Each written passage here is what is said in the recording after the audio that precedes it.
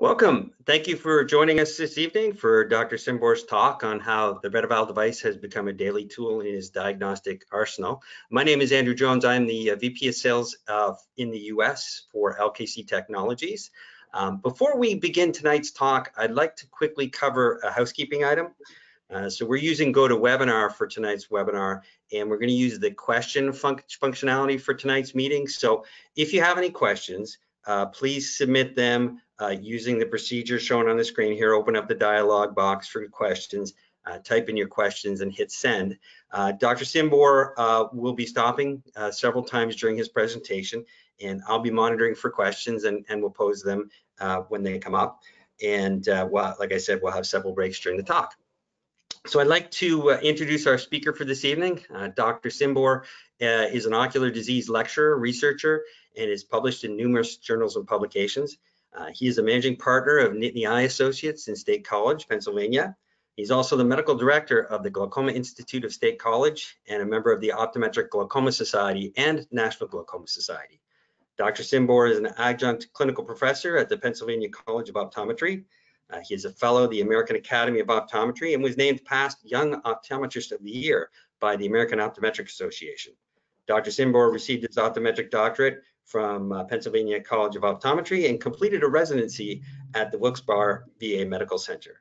So without further ado, I'd like to introduce Dr. Cymbor. Thank you. Thank you, Andy. I appreciate that that introduction, and welcome everyone. It's good to be with you this evening, spending some time together.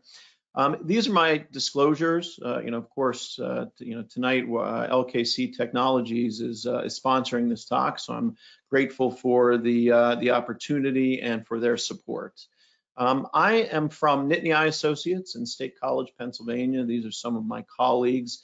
So I am both a primary care optometrist with a specialty in glaucoma. Over the last 5 years, I've been a part of the Glaucoma Institute of State College. So that is my background. Much of my time is devoted to primary care, including the management of diabetic retinopathy, macular degeneration, and other pathologies that we see on an ongoing basis, as well as glaucoma. So tonight I want to talk about how this instrument is changing kind of the way that I manage ocular disease. And so I've had this in our office probably for about 9 months or so. And it's really changed my thinking in the way that I manage some diseases. So I want to share my experience with you this evening. We know that the cause of legal blindness in the United States is increasing. We know as the baby boomers age, there is almost an epidemic level of ocular disease, kind of macular degeneration, but diabetic retinopathy, and then glaucoma is not that far behind. And so we know that that our patients, as they age, as the graying of America occurs, that with that comes much more ocular disease. I'm in my 50s now, and as my patient base seems to age along with me, it seems like more and more of my time is devoted less to the refractive part of optometry and more to the ocular disease aspect. Many of you out there. But who's going to take care of all these patients? We see that visual impairment and blindness cases in the United States expected to double by 2050. So this is a real issue. But who's going to take care of them? Who's going to take care of them? The number of full-time equivalent optometrists will increase only by 13%. Over the next several years. The number of full-time equivalent ophthalmologists are only going to increase 2.1% over the next couple of years. And so with as the population ages, as we're seeing much more ocular disease, we now have this imbalance of supply and demand, where ocular disease is more than outweighing the number of eye care providers. So either eye care providers like us have to kind of get on board and see more of this disease, or someone else will. Someone else will be ready to jump into the fray. Okay, so when we talk about ERG, many of us think back to our schooling days. In an optometry school, it wasn't quite this, this either obscure or antiquated, but it wasn't far off. I remember wires and printouts and just, it seems like a lot of smoke and mirrors. So what we're talking about today is not that. And I think sometimes we as clinicians have to overcome that mental barrier. Like, none of us want to go back to our electrodiagnostic laboratory in either optometry or ophthalmology training. And so we have to kind of fight that in some ways. So now the instrument that we use, it's portable. And it measures, photoreceptors, inner retinal cells, and ganglion cells in response to a stimulus. So you can see in the picture that it's small, it's fairly easy to set up, and it gives us really, really great information. To kind of walk us through, some of what we're seeing, the way that ERG works is, so a light rays go into the eye. They go back through the retinal layers. They kind of hit, they go through the photoreceptors, hit RPE, and that's really the A wave that we can see, right here as it kind of goes across. And then it does a 180 and kind of now goes back through the retina, and that's really our B wave. So we can kind of see a reverse course, and we look in our B wave. And then, and this is kind of a really exciting thing for me, is that we now have something called the Photopic Negative Response as the light waves kind of go back this way through the nerve fiber layer, through the ganglion cell complex, the nerve fiber layer, and go back through the optic nerve. And that's our PhNR wave. And we're really reading the function of the innermost retinal layer, including the retinal ganglion cells. And so, we all know in the field of glaucoma how important retinal ganglion cells are to the diagnosis and management of glaucoma. And it's great now that we have an instrument, an objective instrument that really keys into that. And so the instrument we're talking about is the RETeval. It's non-mydriatic. We can do it without dilation. We can do it with dilation. We have a lot of flexibility there. It's handheld. It's portable. We have sensor strip electrodes. It's minutes taking the test. In fact, we used to use some other electrodiagnostic tools, and the setup was a long time, and you had to have a dedicated room for that instrument. Having portability is so important in a high volume practice like mine and I'm sure many of yours. And so it has a simple interface, has a normative database, a true statistical database with color-coded reporting, something that we're all familiar with. It works because of its portability and its ease of testing and the time of testing. Again, with some of our previous instrumentation, it was taking 20 minutes, 25 minutes for both setup, preparation, and tear down. That can really hamper your flow. So now we have an instrument that probably takes start to finish, maybe 5 minutes. In some cases less than 5 minutes from start to finish. So it incorporates easily into the practice workflow. Fixation's not required, and it works through media opacity. So there's a lot of advantages already that we see. We have the docking station, we have the handheld device, we have the eye cup, and the sensor strips here that we see. So the sensor strips, we want to have a pretty good placement. This is a great placement of our sensor strips. And, with our technicians, took a little bit of training till we got ideal sensor strip placement. But even now, if it's off just a little bit, it doesn't seem to affect results as much as some of the previous instruments that I use. It also has an eye view camera, so we can see in the printout whether or not we had good electrode placement. So if I get results that I'm not completely comfortable with, I always look back at that picture to make sure that the sensor strip placement seems good. So there's really two ocular disease states that I want to talk about this evening, and those include both glaucoma and diabetic retinopathy.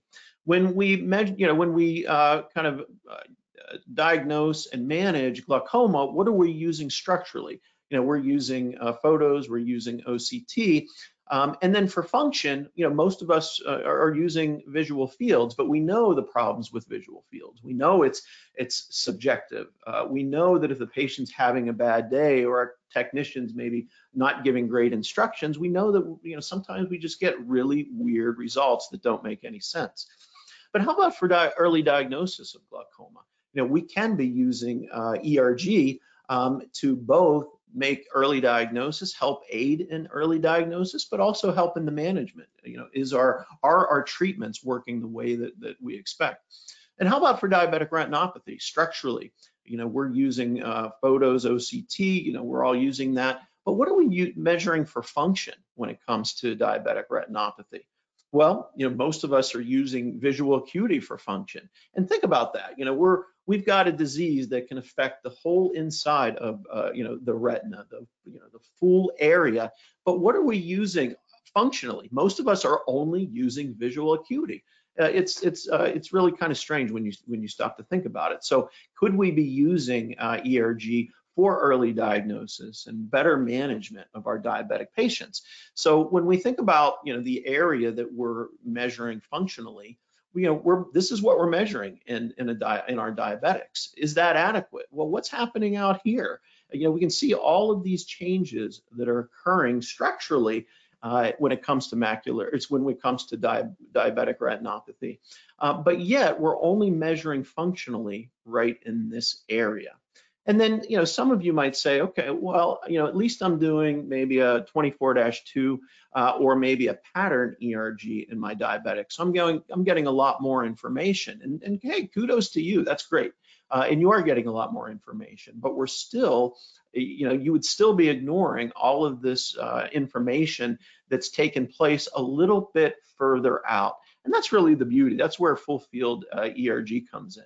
And we can see that in our full field ERG that we are sampling now those areas that are changing as it relates to changes due to diabetes and diabetic retinopathy. So that's really one of the the main advantages of ERG testing, specifically full field ERG testing. So we know that ERGs are affected by diabetic retinopathy. We've seen publications that go all the way back to 1987. And so here was a landmark study in 2017 that found that as diabetes worsens and as diabetic retinopathy worsens, the ERG worsens as well. So here's a level, where there's no diabetic retinopathy, and we have a really nice ERG waveform.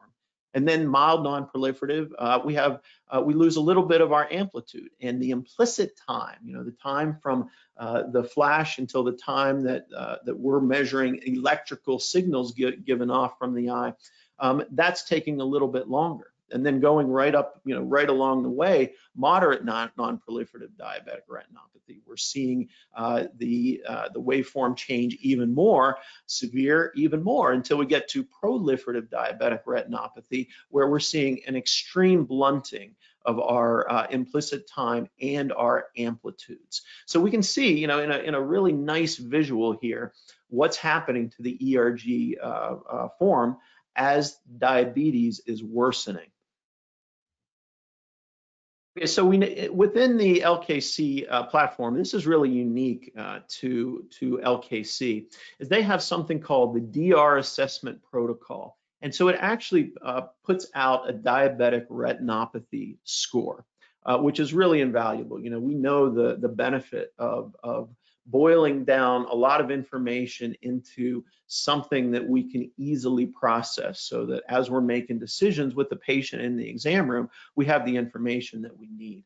So it's based on 4 components: the best eyes implicit time, the best eyes amplitude, the worst eyes pupillary response, because we know with diabetes that it can affect, as the diabetic retinopathy worsens, it affects pupil response. That's something we don't think about sometimes as clinicians. We're trying to get as much information as we can, and a lot of times, if you're like me, by the time I'm seeing the patient, sometimes they're already dilated. And so it's not like I can assess their pupillary functions. And it's based on age. Increasing scores, increasing DR scores means increased disease severity from a functional standpoint. It's clinically validated, multiple cross-section studies. And the landmark study found that if the DR score is greater than 23.4, the patient has an 11 times the risk of needing an ocular intervention within 3 years. So I find it extremely valuable to have the DR score in my diabetic patients. So how do we interpret our ERGs? And there's really 2 pieces of information that I like to key in on. One is implicit time. And so for implicit time, again, that's the time from the time the light is shown until the time that we're reading it on the electrical sensor. And so we want that as close to 0 as possible. So as close to 0% is good. When we get into the 95+%, that's bad. And if it's too slow, if we have a patient in these areas here, then that may be indicative of cellular stress. And the second piece of information that I like to hone in on is amplitude. Now, conversely, we want our amplitude as close to 100% as possible. And if we have a really low amplitude, that could be bad. So a long implicit time is bad, and a low amplitude is bad. Because if we have a low amplitude, again, possibly indicative of cell damage. So here's an example of a DR assessment. And a couple things we're looking at. We're looking at implicit time over in this area. We're looking at amplitude in this area. This is right eye, this is left eye. So here we're implicit time in the left eye and amplitudes of the left eye. And we can see from these amplitudes, this is pretty good. This is pretty good. Maybe not quite as good in the left eye, but still pretty good. And here we're looking at pupil responses, both in scotopic and photopic conditions. And what we want to see is a big difference between these 2 lines. And so in the right eye, we see a nice big difference between those 2. So that looks fantastic. In the left eye, not quite as good, but still pretty robust between the 2. And then once we look at these things, and again, they're all color-coded, normative database, then we can go up to our DR score here. DR score shows 14.8, and that is within normal limits. And so a 14.8 is a pretty good score. So this DR assessment is normal. Let's contrast that with a DR assessment that's abnormal. So immediately when we look at our ERG patterns, we can see that those aren't quite as good either in the right and left eye. Those are being flagged. We're getting 100% here in the implicit time. So this is not so good. We're getting 35 and 38% in amplitude, which is not being flagged, but it's not anywhere close to 100%. Same thing in the left eye. And we can see in the pupillary responses, there's not much of a difference between these 2 in either the right or left eye. So we know just by looking at this, these 4 pieces of information, this is not great. But now when we go up to our DR score here, and we see that it's now 24.8, which is definitely being flagged as being outside outer limits, and that's in the 100% category, which is not where we want to be. And so that's how we go through a DR assessment. But how about in glaucoma? There's a, in school, optometry or ophthalmology school, we were taught that glaucoma is a one-way street. The ganglion cells are either alive or they're dead. The nerve fiber layer is either alive or dead. There's no real in between. However, there's a growing body of evidence that suggests that compromised retinal ganglion cells enter a dysfunctional state that may partially recover under certain conditions. And so within glaucoma, we no longer have a well or sick. We have this in-between sick state. And we have, really good evidence that suggests that if we can remove the stress at a really important time, we can actually rehabilitate these cells, and go from sick back to well. How do we reduce that stress? Well, by lowering the intraocular pressure. If we can lower intraocular pressure, relieve some of that stress on the optic nerve, we can allow these cells to recover at a really important time. And so ERG, shows this study all the way back in 2013 proves that there's a potentially reversible measure of intraretinal function that improves after pressure lowering. So a really important study, and having that ERG information is really, really vital. As far as glaucoma, here is the Photopic Negative Response protocol. Again, for diabetes, it's the DR assessment protocol is one way we do it. In glaucoma, we use the Photopic Negative Response protocol. It comes in both a short and long version. I typically use the long version. I feel it gives me, good information. And as I go through and look at the Photopic Negative Response, here's the A wave and the B wave. But as it relates to glaucoma, the Photopic Negative Response down in this area is where I spend a lot of my time. This is the right eye. And so these are all the metrics for the right eye. And I'm looking at implicit time here. And so in the right eye, we have an implicit time of 36%, which in this area is pretty good. I look at amplitude. In this case, it's an amplitude of 48%. We look at here, not bad. And then we have the W ratio, which is a ratio of the implicit time to the, to the amplitude. And the same thing in the left eye, 53% here, 36% here, and then the ratio between those two. So that's how I'm interpreting that information. And so now let's look at a Photopic Negative Response result that's abnormal. So as we look at it, not only the A waves and B waves are affected, but again, I'm spending most of my time in the Photopic Negative Response area. So my implicit time here in the right eye is 90%. So it's not being flagged, but it's really close to being flagged. And my amplitude in the right eye, we kind of see in this area that there's almost no amplitude. So it's 1%. It's right here, so being flagged. So we know that this right eye is not good at all. Now the left eye is a little better. Implicit time of 34%. That's not bad. And the amplitude here is 36%. So definitely asymmetry between the right eye and the left eye. Right eye being severely compromised, left eye compromised, but not as much. Okay, so next we're going to jump into some cases. Andy, do we want to pause and see if there are any questions? Sure, Dr. Cymbor. Actually, there was a few questions but they kind of fit more with your case study. So I thought I'd kind of save them for after your case study. Yeah. Okay. Thank you very much. All right. So let's go through a couple cases. I have 3 diabetic cases, 3 glaucoma cases, and a special bonus case from a patient that I saw today. Special bonus case. All right. So now let's go ahead here. Andy, one thing, I'm not seeing myself, and I know as I look outside the window, my sun is setting. Is the lighting okay for me here? Yep, lighting's fine. Okay, thank you. All right, so now case 1, ERG confirms clinical picture. And this is a common case where we have a 46-year-old white female who has type 2 diabetes for the last 5 years, hypertensive for the last 5 years, no history of diabetic retinopathy. She is taking metformin, and her last hemoglobin A1C was 6.8. So we look on her optomaps, we scour, and we see no signs of diabetic retinopathy, no clinical signs that we can tell. And so we say, okay, let's do a DR score on this patient.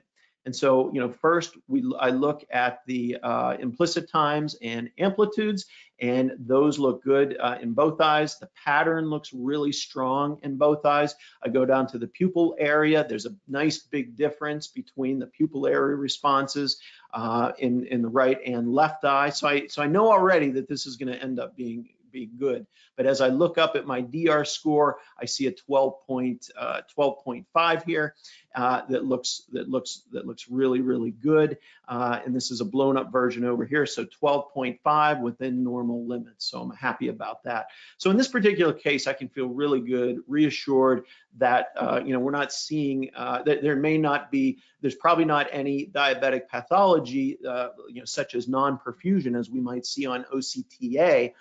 That's not clinically apparent. So I can feel pretty good about that. So case number 2, ERG shows some surprising findings in the unexpected eye. So case number 2, 53-year-old white male, type 1 diabetes for about the last 20 years, hypercholesterolemia for 30 years, has mild non-proliferative diabetic retinopathy for about 5 years. This is not, is there retinopathy, is there not? We know that there's retinopathy. We know it's been there for a while. The last hemoglobin A1C was 6.9, and the best corrected visual acuity, again, the way many of us measure function, is 20/20 OD and OS. Hard to tell, looking at the optomaps.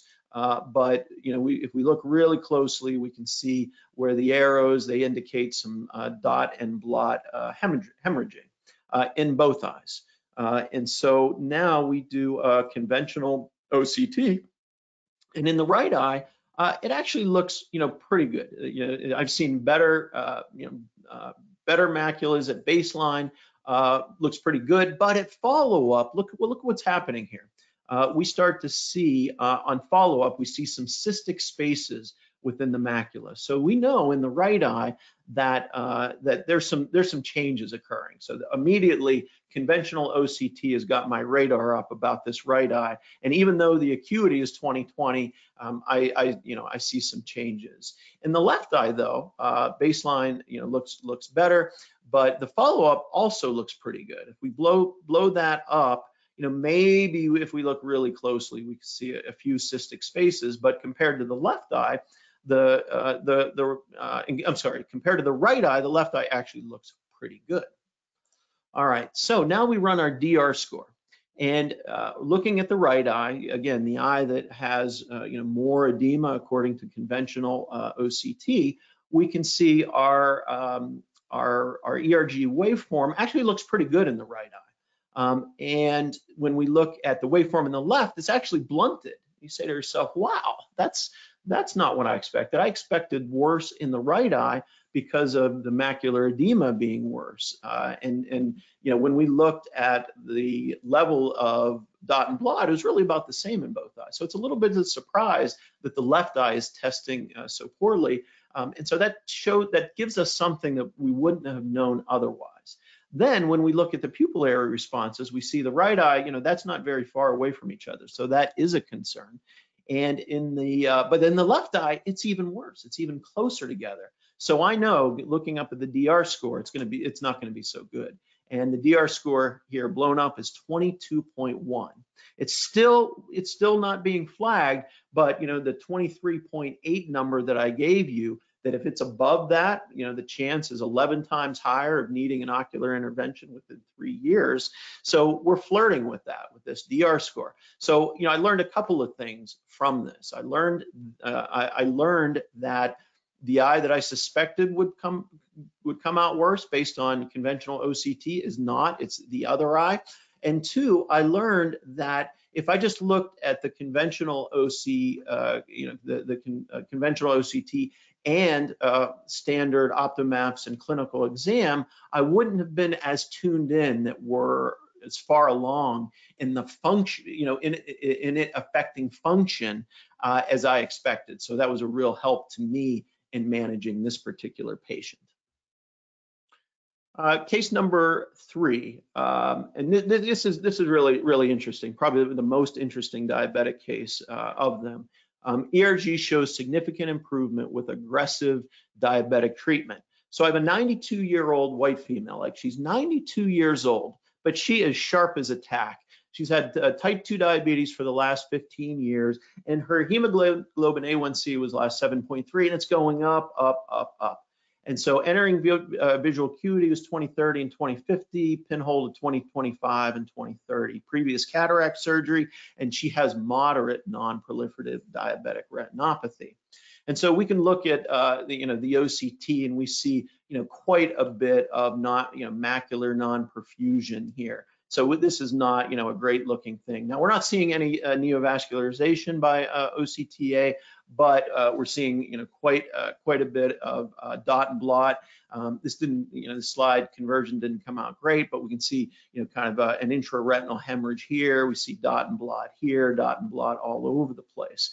So not a great looking looking eye. So we do the DR score 6 months ago. 6 months ago we did do the DR score. And we can kind of see that this doesn't look great. It's being flagged, implicit time's being flagged. Amplitude's not being flagged, but the implicit time is. And we can see between the right eye and the left eye. Left eye is not doing great with pupillary response, and even the right eye is not, but especially the left eye. So I knew that the DR score would not be coming out super. But look what happens when we pull the DR score, 24.1. So now we know she is high risk. She is super high risk. And even though I'm only calling it moderate non-proliferative, I'm starting to think, wow, I need to maybe reassess this because maybe it's severe non-proliferative. So, but then I have a real serious conversation with her and her daughter. And again, she's 92. So, I don't even know how this conversation is going to go. So I start to talk to both she and her daughter. And I said, look, she's going to need, retinal intervention soon. And this is not going in the right direction. And I said, well, why is that? Tell me about your exercise. And she's like, oh yeah, I had some knee pain, and I kind of got out of walking. I was walking every day before that, but really for about the last 6 months, I haven't been walking at all. And, I haven't been to see my endocrinologist in a while, so I don't really know how that's going. And so we went and so one, I contacted the endocrinologist and I said, hey, we've got a problem here. We need to get this under control. And the endocrinologist is like, yeah, I haven't seen her in a long time. Will she come back in? I said, yeah, we'll make sure she comes back in. So got in to see the endocrinologist. The endocrinologist increased the metformin. We had a long conversation about exercise. And I said, can you get back on doing it on a daily basis? I know you had some knee issues. Is that still about? No, my knee's fine now. I just kind of got out of the habit. I said, okay, well, can you? Yeah, she said, I even have a treadmill. So she's like, I'll commit to doing that. And we started her on a fish oil supplement, an eye-specific, diabetic specific fish oil supplement that's been found to be helpful in diabetic retinopathy. So we did those 3 things, and I really didn't know what would happen, what would occur. So she comes in recently. This was pretty recent, and so we go ahead and do the test. And these look a little sharper, still being flagged, but the pupillary responses look a little better. And now the DR score is coming out at 22.8. And so if we look at, kind of our baseline DR score, 24.1, and compare that with 22.8, it's still not great. It's still not great. Don't take that away from it. But it is significantly improved. And her A1C is coming down. And so she got serious, because of the conversation. And otherwise, I was at risk for saying, hey, you know what, you're still moderate, non-proliferative. Not a big deal. So the DR score, the DR assessment score, allowed me the confidence to know exactly what was happening, and it put her in more of a high-risk category. And I was able to have the difficult conversations. And as a result, she was able to take fairly aggressive measures. It looks better now on Optos, and we were able to, improve her quality of life. And this is not someone who, this is someone who's 92 years old. And if we can make these kind of improvements in a 92-year-old, that really makes me feel good at the end of the day. So I thought that was a really powerful case. All right, let's move into the glaucoma cases. And so ERG confirms clinical picture. In this case, so we have a 62-year-old white male, glaucoma, mild, moderate, and mild right eye, moderate left eye on Vyzulta and Repressa, reports good compliance, cornea-corrected IOPs 12.3 and 16.7. So with moderate, moderate with some asymmetry, with a low hysteresis of 10.8 and 9.9, so left eye 9.9, and thin packs. There's some things I'm concerned about. One, the glaucoma is worse. We have asymmetric pressures, asymmetric hysteresis, and thin packs. So I'm a little concerned about this left eye from the get-go. We look at the OCTs of the right eye, and we see pretty good patterns on ganglion cell complex. The rate of change is very, very light in both eyes, very minimal. So I'm happy about that right eye. But in the left eye, the ganglion cell complex is really kind of shot, and the nerve fiber layer is significantly affected. And in the right eye, the ganglion cell complex seems like it's worsening, but I have to caution you, we're at floor, we're below floor. Floor is 70 microns, so who knows, what we're reading now in the ganglion cell complex. The nerve fiber layer is changing at a mild rate, but it is changing. And if we look at the Tisnet chart here, that also seems like it's progressing as time goes by. So I suspect progression in the left eye, but I'm not sure because the ganglion cell complex is at floor, the nerve fiber layer is a little bit above floor, but I'm not exactly sure. And you might look at this OCT and say, wow, you're only calling that moderate glaucoma in the left eye? What is that? Are you sure about that? And here's why. The visual field in the right eye is relatively unaffected. The visual field in the left eye, is moderate based on HAP criteria. And so yeah, we definitely have some defects, but still only qualifies as moderate. So that's why we're calling it moderate glaucoma. And so in the right eye, looking at our octopus printout, these are all right eye, these 4 on the right, these are all left eye. And the right eye looks really stable, so no concerns there, but the left eye is being flagged. It's saying that the local defect is worse and significantly so compared to the last visit. But we also know in these cases of moderate glaucoma, sometimes we don't get accurate visual fields. Sometimes the visual fields just are not great. So I'm suspecting change, but I'm not sure. So we do our DR, we do our ERG, our Photopic Negative Response, long protocol. Actually, in this case, it was the short protocol, but normally we do the long.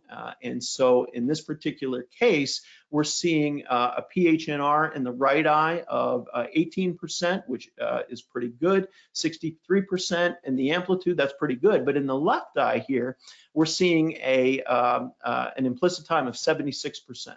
It's not being flagged, but look at the difference between 18 and 76%.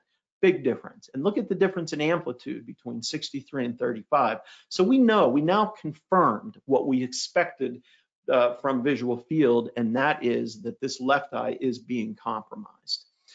And finally, when we look at the nerves, the right eye, the nerve looks reasonable, but in the left eye, what do we see here on that nerve? We see a transheme. So it's like all of those things come together, give us great confidence that we're not where we need to be in the left eye, and we have to be more aggressive to get that pressure down. And so, but the point is that in some of these cases, OCT, it can be difficult to determine, and visual fields, it's hard to tell sometimes whether they just had a bad day or not. But when now we have an objective functional measure that confirmed what we were thinking already. So that was a big help to me. Case number 5, ERG gives us additional information in this case. So this patient had a trabeculectomy 15 years ago bilateral, and it's holding. You know, it could go anytime. And on occasion, she does get a blood leak. We treat it with Procara amniotic membrane from time to time, which is a great tool to help out. Her Tmax is 21 and 25, and that's all since trab surgery. Her corneal corrected IOP is 11.6 and 9.5. Corneal hysteresis is 9.8, 9.9, and thin packs. All right, and so the OCT in the right eye appears fairly stable. The OCT in the left eye also appears fairly stable. So we feel, you know, we feel pretty good about that. And then we do a visual field test, and our visual field looks significantly affected, approaching centration here in the right eye and the left, but that's fairly stable. And that, but the visual field in the right eye seems to progress a little bit. That visual field in the right eye seems like it might be progressing.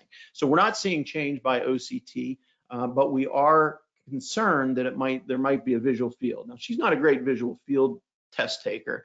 I'm really not exactly sure, because structurally it looks pretty good, but functionally, you know, what's happening here. And so we do an ERG. And so our ERG PhNR in the right eye shows the implicit time's a little low, but the amplitude is great. 84% on the amplitude. And the amplitude in the left eye is great, 91% here. So after looking at those amplitudes, you know, I feel really good about this particular patient, and I feel like we're okay, and that she just had a bad visual field test day. So that's how I would interpret that data. Third case of glaucoma, and case number 6 overall, the ERG raises the level of concern in this patient. So in this particular patient, 70-year-old white female, she's had cataract surgery plus KDB MIGS in 2017.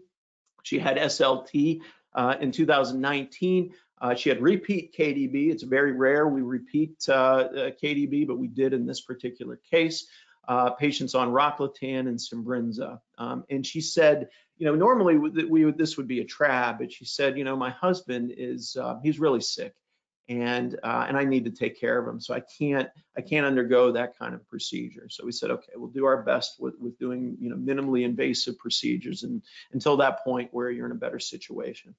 So corneal corrected IOP 14 and 21, hysteresis 10.6 and 9.4, not ideal. PACS about average, high Tmax in her case. And so we look here at the OCT, and it seems like the ganglion cell complex is progressing, the nerve fiber layer is progressing, and in the left eye, similar thing. GCC is progressing, nerve fiber layer is progressing. So really kind of progression by OCT, and the visual fields actually look, you know, better than what you might expect structurally. They're not great by any means, but maybe better than we would expect. But the fields appear to progress in this case, and so definitely some progression there. And then we look at the ERG. And in the ERG, we can see the PhNR minimum, the implicit time is 89%, and the amplitude is 8%, and our W ratio is being flagged. So we know that that is not a great thing. And then when we move over to the left eye, the implicit time is 41%, and the amplitude is 1%. So this confirms what we were thinking. Again, in some of these more advanced cases, we know that the visual fields, we get some really weird results sometimes. So it's nice having an objective test to really help us. Now, this is our bonus case. This is from today. This is hot off the press, where I had a patient who has had glaucoma for a while. We just did SLT. We just did SLT recently. We got her pressure down, not a ton, maybe about 10, 15%. She was actually a little disappointed by that when she came in today, and we saw that the pressure was only reduced by about 10 or 15% with SLT. And this is 2 months after the SLT. And she said, oh, I'm really disappointed. And I said, well, hey, we also did an ERG on you today. So let's compare the pre and post ERG and see what it shows us. So in the right eye, at baseline, and I'll call it baseline, but it was 6 months ago, and we did the SLT 2 months ago. So 6 months ago, the ERG in the right eye showed an implicit time of 100%, so really, really bad, and an amplitude of 15%. Kind of in this area, not so good. What about the left eye? Left eye showed an implicit time of 73%, not great, a little better than the left, but still not great, and an amplitude of 6%, really being close to flag. So those were really bad, ERGs, and that was one of the reasons why we said we need to get more aggressive. So she comes in today, and look at what happened to her implicit time in the right eye. It went from 100% here to 51% here. Here. So it went from 100% to 51%, big improvement. Okay, what about the amplitude? The amplitude went from 15% to 88%. Wow, that's big. That's a big change.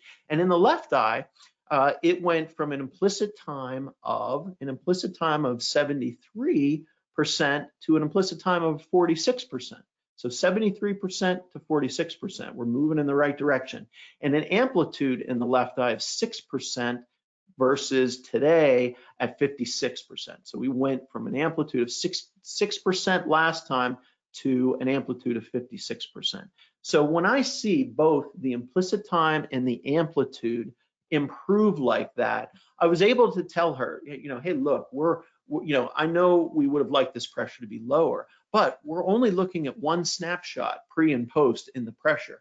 This is giving us more of how is that nerve responding? How much stress is that nerve under? So I was able to kind of say, hey, we can relax. Let's wait this out a little bit. Maybe we'll see the pressure decrease, and we'll look at other things like what happens to the visual field, what happens to the OCT, what happens to the OCTA in terms of optic nerve perfusion. But I'm starting to find that ERG can be a true test, a true way of measuring treatment response in glaucoma. So that's an exciting thing. Andy, what questions do we have before we hit the summary slide? No problem, Dr. Cymbor. So actually, some of the questions you've already kind of answered, I think, in your cases, but I'll pose them anyway because you may have some more to add. So one of the questions was, is it fair or valid to compare ERG tests from visit to visit, just like that last patient? Yeah, so I think that based on the study that I quoted earlier, that does show that ERGs can improve over time. I'm utilizing that in practice, and this is new. This is new for me. I used it a lot in the past for diagnosis and maybe longer term management, but now I'm starting to use it more frequently as a tool along with OCTA to help determine whether or not there's a treatment response. And I'd say the research is still emerging on that. I think there is good precedent, good groundwork for it. But I hope to I hope to be able to prove that at a higher level of confidence. But anecdotally, I would say that I'm seeing trends, and in the same way that OCTA is helping me see early trends, I believe the ERG is helping me see that as well.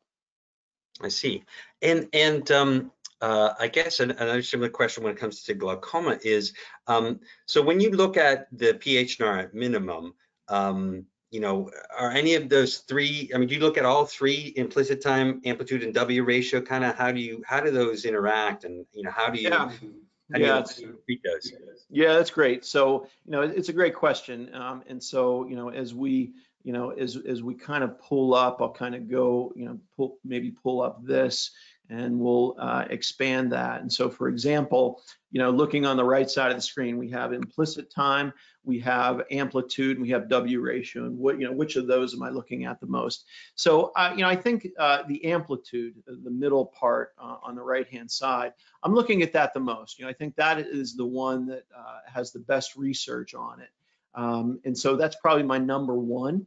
I pay a little more attention to implicit time as it relates to diabetes, but I'm now starting to pay more attention to it as it relates to glaucoma. And then the W ratio, I'm not getting lost in the the nuances, but if the W ratio is flagged, that's meaningful to me. So I'd say number one, amplitude, number two, implicit time, and number three, W ratio. That's really what I'm looking at. Okay, great, thank you. To go to the diabetes question, so I think you also answered this as well, but oftentimes I get this question a lot from other doctors as well. Is it's nice to be able to detect stress in the retina in a diabetic patient early, or diabetic retinopathy patient early, but what can I do about that? And I think you talked a little bit about supplementation and stuff like that, but maybe you can address that a little bit more. Yeah, I was one of those that kind of felt like, what could I do about it? I can alert the endocrinologist. I have a conversation with a patient, and these patients only have so many contacts with their doctors, right? And the interaction that they have with you, it may be that thing that one either puts them over the edge, or there's a lot of patients that their diabetic educators or their endocrinologists can talk to them about their, until they're blue in the face about blood sugar levels. But until it becomes meaningful to them in a way that can mess with their vision, sometimes they don't pay that, they may not pay much attention. I'm not talking about all patients, I'm just talking about some patients. So I've seen some patients who they just don't, they don't, they kind of drift along. They're trying, but they're not really. And then I start to tell them about how it can impact their vision, and all of a sudden, whoa, they are on board. And I think this 92-year-old was a really good case. And the other thing I'd say is, when it comes to diabetics, we don't talk about exercise enough. Like, I've seen patients who are diabetic for years, who've seen endocrinologists for years, and I'll say, hey, tell me about your exercise program. What are you doing? Oh, you know what? I changed my diet, but is exercise important? And I'm like, oh my goodness. So I think we could be talking with our patients much more about exercise, about blood sugar levels, about supplements, about all these things. So we are one of the most important patient doctor touch times. And that's a role that we have to embrace and use it to the best of our ability, so that we get our patients can benefit from it. Excellent, excellent. There are a number of questions about reimbursement, and I promise we'll get to those in a few minutes. But there are a couple more questions about clinical use. What amount of a change in the parameters in PhNR do you? What amount of change in those parameters do you consider to be significant? If you see a change over time, that would maybe warrant a change in therapy. Yeah, it's almost like the question that was thrown around a lot in OCT. How much of a change in microns is important? And the answer is, in OCT, it took us a while to figure that out, and I'm not even sure we know the answer real well these days, but we look at the trends. So I'm not, if I see a big improvement or a big worsening, of course, big, more than, greater than, 15%, let's say, then that obviously gets my attention. But I'm more looking for trends. Is it improving? Is it worsening as time goes by? So I can't, I can't give you any hard and fast numbers. All right, thank you, Dr. Cymbor. There's a question about, is there any utility of the RETeval for AMD, and in particular geographic atrophy? Do you ever see anything with the A wave that kind of intrigues your interest? Yeah, that's a great question, because the thought process is because this instrument is a full field, and macular degeneration may only be affecting such a small amount, then maybe the full field is not useful. Now, I can't give you my own opinion yet. I'm still kind of working that out. But I've talked to numerous clinicians who utilize this device and other ERG instruments, and they were really convinced that something's there. And even though we're only seeing changes in the center part, there may be more changes we're seeing peripherally that we don't even realize. So I think the jury's still out on that one. So I can't tell you. My own experience has been super helpful as it relates to macular degeneration, but we intend to look into that question deeper through some research. Dr. Cymbor, do you mind if I kind of chime in on that? Please, Andy, please. Yeah. So it's kind of fascinating because we got some data on reimbursement, Medicare reimbursement by code for 2019, and what was very surprising is the #1 billed group of codes for full field ERG was actually AMD related codes. So that was a big surprise to us. Yeah, it was. And it's interesting because, I've sat in on a number of kind of demos where we will measure patients with the PhNR, and it's interesting because you get these patients who kind of get the triple play of or the trifecta of disease, and so they have glaucoma, they have AMD, and they have diabetes, right? And you'll see funny like implicit times or amplitudes in the A wave that can be affected by drusen and things like that. So there's not a lot of data out there, but I think you'll find it interesting, and your colleagues are billing for it. So it's interesting. That is interesting. Yeah, thank you. There was, let me just double check here and see. So what do you find is so do you always use the long PhNR long, or would you use the PhNR short in patients who may be a little bit older, or maybe you feel like may not be as compliant? With the long and short, we're only long and short of it. We're only talking a difference of, and maybe Andy, you know better than I, but I think we're only talking a difference of, is it 30 seconds? Is it a minute per eye between the long and short? Not even. I think it's more like 15 to 30 seconds per eye. Yeah. Yeah. So for me, I haven't found the long to be I haven't found that it's been needed really with any patient. So, unlike a short and long that, as you might think in visual fields, that could make a big difference in time, we're only talking the difference of maybe 15 seconds per eye. So I like that added amount. I did find that my long protocol was just a little bit, I felt like it was a little more accurate than the short for me. And so I felt like I just stuck with the long, and I haven't had an issue really regardless of the patient type. Thank you. The remaining questions I think are related to reimbursement. So I don't know if you want to go to the reimbursement slide and then we can bring those up. Absolutely, I'd be happy to do that. And so here's the reimbursement slide. And so this is the code that I use, the 92273 ERG with interpretation and report full field. The average Medicare fee is $129.08. There are some codes that you have to fight, like anterior segment OCT is one of those. This is not one of those. I'm pleased to report that it's typically a smooth process when billing and receiving reimbursement for this particular code. So one of the questions related to that, Dr. Cymbor, is the codes changed back in 2019, and the CPT code for ERG kind of split up into 3, and we lost a lot of glaucoma codes. When you bill for glaucoma with Medicare, are you kind of just mostly billing glaucomatous optic atrophy? Do you have any luck getting any of the H40 codes covered by private plans? Kind of what's your experience with glaucoma billing for this code?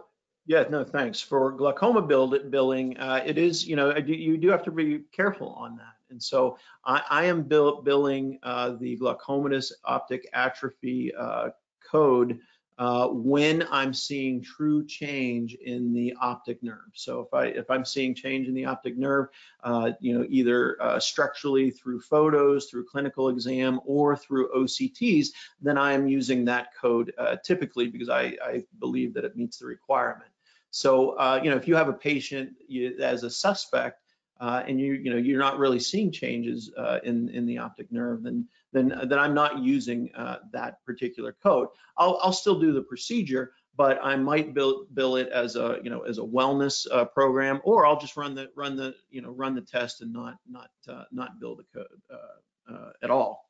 So that's what I'm doing for glaucoma. For diabetic retinopathy, there's also, I'll just touch upon that as well, is that they do have to have diabetic retinopathy, and you have to use a diabetic retinopathy code to get reimbursed for that particular test. Now, you can also do it on a a diabetic patient who doesn't meet that criteria as a part of a wellness program. And so those are some caveats that I find helpful. So thank you, Dr. Cymbor. I actually have, I think that answers most of the questions with regards to reimbursement. I know we're getting a little short on time. I can send out to everybody who attended, we have a reimbursement and coding guide that was just redone for 2022. Not much changed in terms of the number of codes that were covered. The fee actually went down about $3, which is funny because it actually went up $6 at the beginning of 2021. So I'm not sure what the rhyme or reason is there, but that's good. That's a good sign because it hasn't been reduced significantly like some of the other codes that you're probably dealing with on a day-to-day basis. But so I'll send that out, and I just wanted to say, thank you very much, Dr. Cymbor, for a great presentation. I was really happy to see that bonus case. I'm glad that patient came in today. Me too. Yeah, so once again, thank you so much for your time tonight. Thank you for everybody for attending. This was recorded. We'll be putting this on our YouTube channel in a couple days, and my email address is at the bottom of this slide here, so it's pretty easy, ajones@lkc.com. If you ever have any questions or want to learn more about the device, please feel free to send me an email. But once again, thank you so much, Dr. Cymbor. Really appreciate you taking the time tonight, and thank you everybody else for attending, and have a great evening, everyone. Thank you, Andy.